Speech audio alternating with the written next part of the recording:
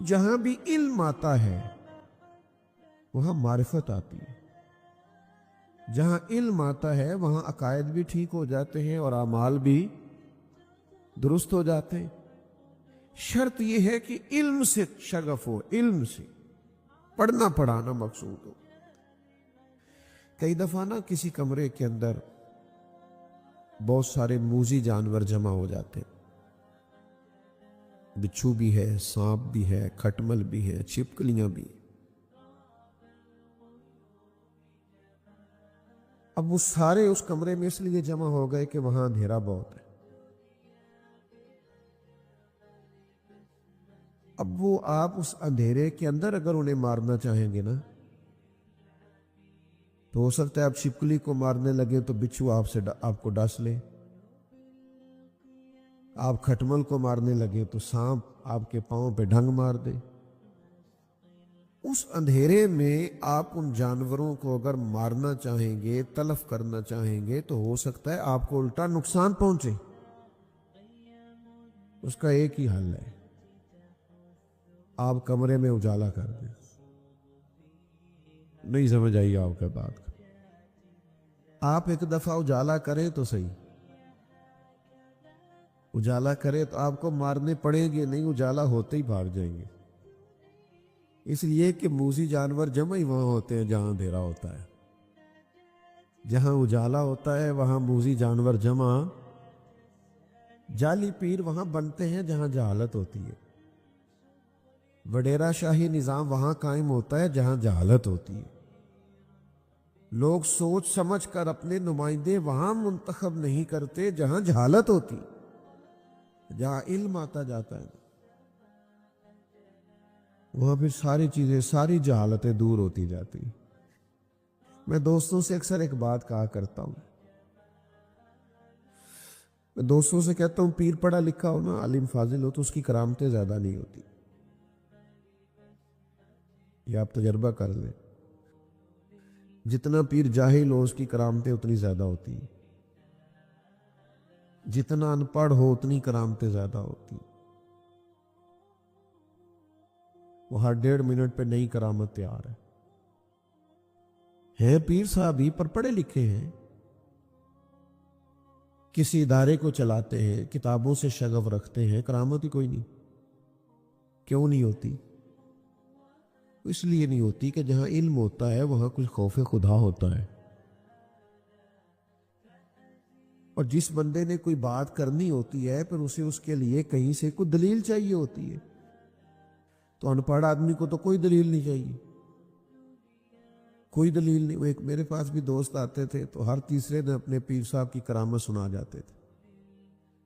اب ہمارا جس جماعت سے تعلق ہے وہاں آپ کسی کے پیر کے بارے میں اگر تھوڑا سا بھی کوئی رائے کا اظہار کرنے لگیں تو وہ بھی جان جوکھوں میں ڈالنے والی بات ہے، آسان تھوڑی ہوتا ہے۔ تو روز کوئی نہ کوئی کرامت سنا جاتے، بہرحال وہ سننی پڑتی۔ بعض اوقات اتنا وقت بھی نہیں ہوتا کہ ساری باتیں سنی جائیں، لیکن وہ کہتے کل ہی ایک بندہ آیا، خیر ہو گئی، تو چلو سن لیتے۔ پھر ایک دن میرے پاس آئے، کہنے لگے بھائی نے غصے میں 3 جملے طلاق کے بول دیے ہیں، تو شرعی مسئلہ کیا ہے؟ تو میں اکتایا ہوا تھا بڑے دنوں کا، میں کیا پیران پوچھ، ان سے بات کرنا جن کی کرامت ہر تیسرے دن 3-4 تیار ہوتی۔ تو کہنے لگا ان سے بات کی تھی تو انہوں نے کہا ہے کسی عالم سے بات کرو۔ تو میں نے کہا یہ حیرانگی والی بات ہے نا، باقی سارا پتہ ہے، دل کی بھی جانتے ہیں، اس کی بھی جانتے ہیں، مسئلہ نہیں جانتے۔ جڑے محرم راز حقیقت دے وہ راز حقیقت کھول دے نہیں، اے جنہ ویکھیا نہیں او کرن گلاں، جنہ ویکھ لیا او تے بول دے نہیں، اے نہ ویکھیا نہیں تاں کرن گلاں، جنہ ویکھ لیا او تے۔ تو علم سے جب آپ کی وابستگی ہوتی ہے، علم سے آپ کو میں ذمہ داری سے کہتا ہوں جو 5 وقت آپ کے سامنے وضو کر کے مصلی پہ پہلے سنتیں پڑھتا ہے، پھر آپ کو جماعت کراتا ہے، یہ آپ کوئی چھوٹی پرہیزگاری سمجھتے ہیں؟ یعنی ہر روز پابندی وقت کے ساتھ آپ کے سامنے آپ کا امام سنت پڑھتا ہے، جماعت کراتا ہے. کس کو صوفی کہتے ہیں آپ؟ کس کا نام فقر رکھ لیا ہے؟ کس کو درویشی کہتے ہیں؟ جو کبھی کبھی ملے آپ کو جبے کبے میں ملبوس اور 1.5 منٹ کے لیے آپ اندر جائیں بس، پھر نکل جاؤ خانقاہ سے. حضرت کا وظائف کا ٹائم ہے. جس نے آپ کے علاقے کی 3 نسلوں کو قرآن مجید پڑھا دیا ہے. دادا نے بھی پڑھا، بیٹے نے بھی پڑھا، پر کہہ رہے ہیں ماشاءاللہ ہمارے حافظ صاحب کو 40 سال ہو گئے. تو ولایت کس کو کہتے ہیں؟ کچھ تھوڑا سا مزاج بدلنے کی ضرورت ہے، رویہ بدلنے کی ضرورت ہے. آج بھی مدرسوں والے اعلان کر رہے ہیں زکوٰۃ دے جاؤ، اور بچوں کو پڑھا رہے ہیں اور آپ سے کہہ رہے ہیں چلو فطرانہ ہی دے جاؤ، صدقہ ہی دے جاؤ. آخر کب تک؟ کسی چیز کا کوئی معیار بھی تو بنائے نا بھائی. وہ فروغ علم کی بات کر رہا ہے، کتاب و سنت کی بات کر رہا ہے، تدریس کی بات کر رہا ہے. یہ مشکل ترین ڈیوٹی ہے بچوں کو قرآن مجید یاد کرانا. حفظ کے استاد پہلے فجر کے بعد کلاس لگاتے، فجر سے پہلے لگاتے،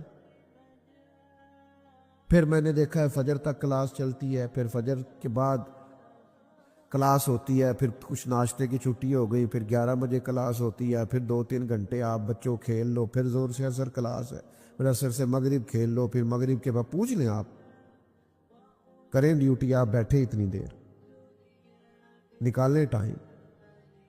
یہ شہادت گہے الفت میں قدم رکھنا ہے. لوگ آسان سمجھتے ہیں مسلمان ہونا. عزیز سمجھو چیزوں کو. ساری زندگی اسی میں الجھ گئے کہ وہ وہاں مدرسہ بن گیا ہے اور وہاں مسجد بن گئی ہے، تو اب کوئی 3-4 بورڈ لگیں گے اور اب جو ہے وہ چندے کی کاپیاں چھپیں گی، اور 85 لوگ وہ ہوں گے جو صبح و شام صرف چندے پہ اعتراض کریں گے. کوئی اور کام نہیں ہے دنیا. خدا کے بندو، علم کو سپورٹ کرنا شروع کرو. کچھ مزاج، اور خود بھی اپنا مزاج پڑھنے پڑھانے کا بنائیں، سمجھنے سمجھانے کا بنائیں، غور کرنے کا بنائیں. سارا دن موبائل دیکھتے ہو، کوئی علم کی بات بھی دیکھو، اس میں کوئی حدیث پاک بھی دیکھو، اپنے موبائل میں کوئی تفسیر بھی رکھ لو. یہ شوق ہی نہیں رہا ہمارا. اور اگر کہیں کوئی شوق ہے بھی، کوئی چیز پڑھنی بھی ہے، تو پھر مناظرے کا شوق ہے. اگر پڑھنی بھی ہے، کہیں سے سیکھ بھی لی ہے، تو ایک جگہ سیکھ لی، پھر اپنے امام سے جا کے جھگڑا شروع کر دیا کہ آپ یہ مسئلہ بتائیے. بھئی علم کو عمل کے لیے سیکھا جاتا ہے، اپنی تربیت کے لیے سیکھا جاتا ہے. صرف ابحاث کرنے کے لیے سوسائٹی کے اندر بحث علماء کریں گے مناظرہ حق کے لیے جب ضرورت ہوگی، لیکن ہر آدمی کو تھوڑی اجازت ہے کہ اٹھے گا اور بحث کرے گا. آپ نے اپنے وقت کو گزارنے کے لیے کیا بیچارے مذہب کو ہی تختہ مشق بنانا ہے؟ اسی پر آپ بحث کریں گے، اور خوش عقیدہ لوگ آپس میں بیٹھ کے بحث کر رہے ہوتے ہیں جن کا بنتا ہی نہیں سرے سے. سنو، نبی کریم علیہ السلام نے فرمایا، کریم فرمانے لگے، جس نے دین کا علم اس لیے حاصل کیا کہ علماء سے بحث کرے گا یا جاہلوں پہ روب جمائے گا، اس بندے کو اللہ جنت کی خوشبو بھی عطا نہیں کرے گا. آپ اللہ کی رضا کے لیے اس کو پڑھیے. میں طالب علم مجھ سے کبھی کبھی ادارے کے پوچھتے ہیں، کہتے ہیں صاحب کون سی کتاب پڑھا کریں؟ میں نے کہا جمعہ پڑھانے کے لیے یا اپنی تربیت کے لیے پوچھ رہے ہو؟ اگر تو جمعہ پڑھانے کے لیے پوچھ رہے ہو تو بتا دیتے ہیں، لیکن اس سے علم نہیں آتا. وہ تو آپ کسی کو سنانے کے لیے پڑھنا چاہتے. آپ اپنی تربیت کے لیے، اپنے نفع کے لیے شروع کریں نہ پڑھنا. پھر اتنا مواد زندگی میں آپ کے سامنے کھل جائے گا کہ آپ محسوس کریں گے کہ گھنٹوں بھی گفتگو کریں تو ختم نہیں ہوتا. پر سیکھنے کے لیے پڑھیں. ہمارا سارا دن اور یہ بن گیا، یا بحث کریں گے یا وہ پڑھیں گے اس لیے کہ کسی کو سنانا ہے. تو بھائی اس سے آپ حاصل کریں، اس سے آپ تربیت پائیں. اس کا نفع دیکھیں زندگی میں کتنا زیادہ ہے. آپ کتاب و سنت کی روشنی کے مطابق ڈھالیں اپنے آپ کو، لیکن شرط یہ کہ ڈھالیں، مجھ سے ناراض نہ ہونا۔ یہاں ہمارے بزرگ بیٹھے ہیں، چونکہ میری ڈیوٹی لگا دی گئی تو چند باتیں عرض کر رہا ہوں۔ 2 4 5 چیزیں سنت نہیں ہیں۔ الحمدللہ میں نے زندگی میں کبھی داڑھی نہیں کٹوائی، چھوٹی نہیں کروائی، کبھی، بچپن سے بھی مجھے کبھی خط بھی نہیں کرانا پڑا، کیونکہ شروع سے رکھی ہوئی ہے۔ اور امامہ اب مجھے یاد ہی نہیں کتنے کو سال ہو گئے سر پہ رکھتے۔ تو یہ بنیاد ہے، یہ تو حسن ہے، یہ تو اللہ نے دی، مرد کو عورت کو دی نہیں۔ مسواک بڑی قیمتی سنت ہے، حضور کو اتنی پسند ہے کہ وقت وصال بھی محبوب کریم علیہ السلام نے مسواک کو طلب فرمایا، لیکن صرف داڑھی پگڑی اور امامہ ہی سنت ہے۔ سچ بولنا سنت نہیں، دیانتداری سنت نہیں۔ آپ ترمذی شریف دیکھیے اٹھا کے، حضرت انس بن مالک رضی اللہ تعالیٰ عنہ ارشاد فرماتے ہیں، مجھ سے میرے نبی کریم علیہ السلام نے فرمایا، اے انس، ہے میرے بیٹے، آپ سے ہو سکے تو صبح اس حال میں کیجئے گا کہ آپ کے دل میں کسی کا بغض نہ ہو۔ حضور فرمانے لگے، یہ میری سنت ہے، یہ میری۔ تو بھائی آپ دین کے وسیع مفہوم کو تو سمجھے، آپ علم کو حاصل کریں، لیکن پھر آپ یہ تو سمجھیں کہ ہم نے اس کو عمل کرنے کے لیے حاصل کرنا۔ اور کسی شخص کا بھی اکرام کرے، احترام کرے تو علم کی بنیاد پر کرے، تقوی کی بنیاد پر کرے، پرہیزگاری کی بنیاد پر کرے، شہرت کی بنیاد پر نہ کرے، دولت کی بنیاد پر نہ کرے۔ ہر آدمی کا احترام کرے، سبھی کا کرے، باعث عزت آدمی کو عزت دینا چاہیے۔ حضرت سعد بن معاذ آئے، حضور نے فرمایا اٹھو، تمہارے سردار آئے، استقبال کرو۔ ہر قابل احترام کو احترام دے، لیکن جو اکرام اہل علم کا ہے وہ انہی کا ہے۔ لیکن ہمارے ہاں بڑے بڑے صاحبان علم بیچارے، لوگوں کو شعور ہی نہیں ہوتا، وہ بابا صاحب کی عزت کر رہے، بابا صاحب کی، یہ بابا صاحب ہے۔ ایک آدمی 500 دانے کی تسبیح لے کے بیٹھا ہے اور مسجد میں امام صاحب بہار شریعت لیے بیٹھے ہیں، عصر کے بعد مسائل بتا رہے ہیں نماز کے، کہتے ہیں مولوی صاحب جو نا میں معرفت دی گل سنن چلا۔ معرفت دی گل کی ہوندی ہے جی؟ یہی معرفت ہے جو آپ کو پڑھایا جا رہا ہے۔ آپ آج بھی تجربہ کر لیں کہ جہاں کوئی جبے کبے والے صاحب بیٹھے ہیں، بظاہر بالکل ان پڑھ ہے، وہاں رش زیادہ ہے، اور جہاں ایک عالم دین بیچارہ منتیں کر رہا ہے کہ 20 منٹ بیٹھ جانا، 10 منٹ بیٹھ جانا، بس ایک آیت کا ترجمہ کروں گا۔ کیا منت کے ساتھ بھی قرآن مجید کی تعلیم دی جائے تو قوم توجہ نہیں کرے گی؟ یہ ہمارا مزاج ہے۔ اور نبی کریم علیہ السلام نے ہمیں کیا مزاج دیا؟ حضور مسجد شریف میں تشریف لائے، 2 حلقے بنے ہوئے دیکھے، ایک جگہ اللہ کا ذکر ہو رہا تھا، ایک جگہ قرآن مجید پڑھایا جا رہا تھا۔ فرمایا دونوں ہی خیر والے ہیں، پر میں چونکہ معلم بنا کے بھیجا گیا ہوں، لہذا حضور ان کے ساتھ بیٹھے جو دین پڑھا رہے تھے۔ اور علماء سے بھی گزارش کروں گا، علماء کے حقوق بیان کرنے کے نام پر اپنے آپ کو اتنا کمزور نہ کیا کریں، بالکل بھی نہیں۔ ہر جگہ امام کے حقوق، اور پھر عجیب و غریب باتیں کہ آپ امام کو تھوڑا سا دے جایا کریں، آپ تھوڑا راشن ڈال دیں۔ آپ نے امام کو اتنا مسکین کیوں بنایا بھائی؟ امام تو امام ہے، اس نے تو امامت کرنی ہے، اس کی تو بڑی شان ہے۔ جس رب کریم کی رضا کے لیے وہ کام کرتا ہے، وہ رب کریم اسے کوئی کمی نہیں آنے دیتا۔ تو آپ حقوق ضرور بیان کریں، پر اتنی سطح پہ نہ آئیں کہ جس سے کمزوری کا اظہار ہو، جس سے کسی ایسی چیز کا اظہار ہو کہ جس سے کمزوری بنتی۔ تو قدر کرنا سیکھیں علم کی۔ جب آپ قدر کریں گے نا، یہ جن بچوں نے آج قرآن مجید حفظ کیا ہے نا، کر لیجئے گا ایک ٹیلی فون ان کے والدین کو، کہیے گا مبارک ہو۔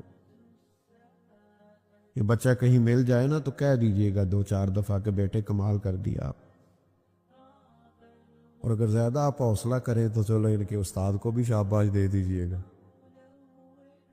تو یہ تھوڑا کر کے دیکھیں، اس سے کیا ہوگا، تھوڑی سی برکت ہوگی۔ اور حوصلہ افزائی کی ضرورت ہر شخص کو ہوتی ہے اور ہر عمر میں ہوتی، ہر عمر میں۔ بوڑھے والد صاحب کو بھی آپ دوائی کے ساتھ یہ ضرور کہا کریں کہ آپ کی طبیعت پہلے سے بہتر لگ رہی ہے، آپ دیکھیے گا دوائی کا بھی اثر ہوگا اور آپ کے کہنے کا بھی۔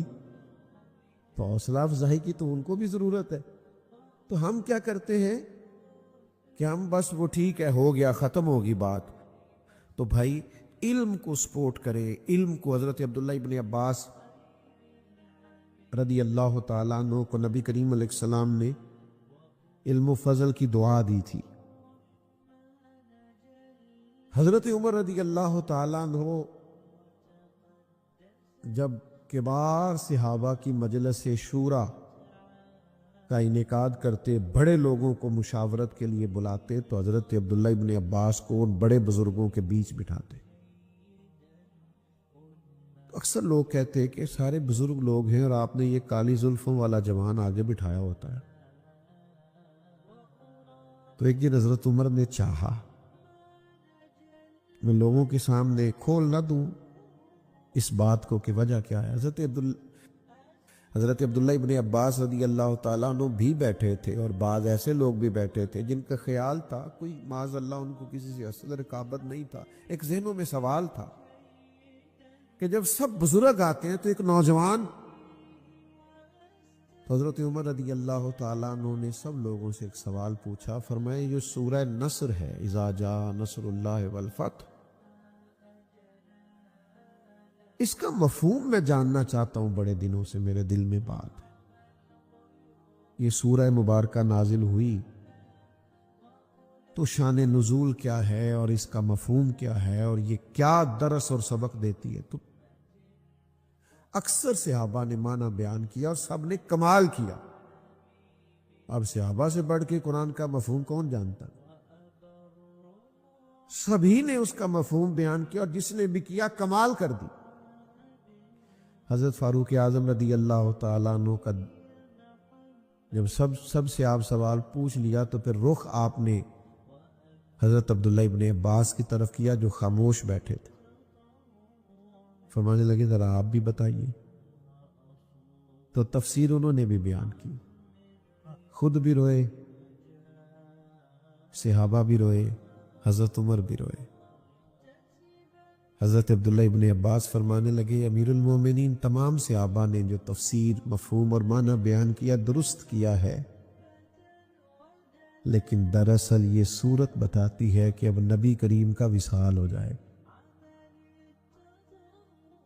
اذا جاء نصر اللہ والفتح، اللہ کی مدد آ گئی، فتح آ گئی۔ ورأیت الناس یدخلون فی دین اللہ افواجا، آپ دیکھیں گے اب لوگ فوجوں کی فوجیں دین میں داخل ہو رہے ہیں۔ تو فسبح بحمد ربک واستغفر، محبوب آپ اپنے رب کی طرف آپ رجوع کریں، اب اس کی تسبیح پڑھیں، اب اس کی طرف آپ رجوع کریں۔ فرمایا یہ سورہ مبارکہ بتاتی ہے